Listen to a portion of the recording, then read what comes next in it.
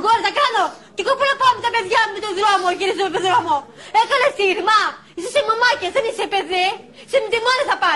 Δεν θα φουστά τη μάνα θα πα, εντάξει. Κάνα καλό, εσένα ή αυτήν. Έκανε τη μάνα σου, καλά. Τη μάνα σου, τη μαμάκια. Μαμάκια είσαι, δεν είσαι παιδί, εσύ.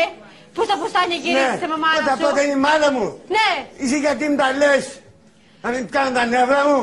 Εγώ το που τη φυσική δεν πες στη μάνα σου. Εγώ γυναίκα με έβαλε στεφάν μαζί σου, βάλε στεφάν μαζί σου. Δεν παντρευτήκα μαζί σου, κάνουμε δυο παιδιά. Ναι, τι πρέπει να κάνω τώρα εγώ. Δεν ξέρω.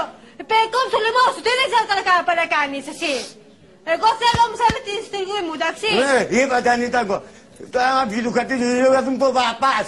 Πού να πάω, πού να πάω να μείνω εγώ, έχω κάνει σύρμα. Εγώ τι σιγάρα πέρα, όχι πέρα εγώ την φορά. Και εγώ πού να πάω.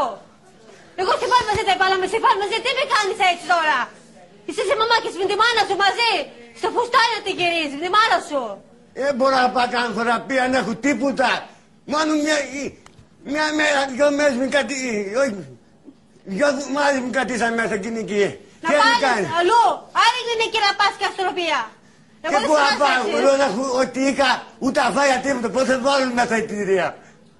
Θα σε βάλουν, εντάξει. Πώς θα με βάλουν. Θα σε βάλουν, εντάξει, δεν φταίω εγώ, εντάξει, αυτά τα πράγματα που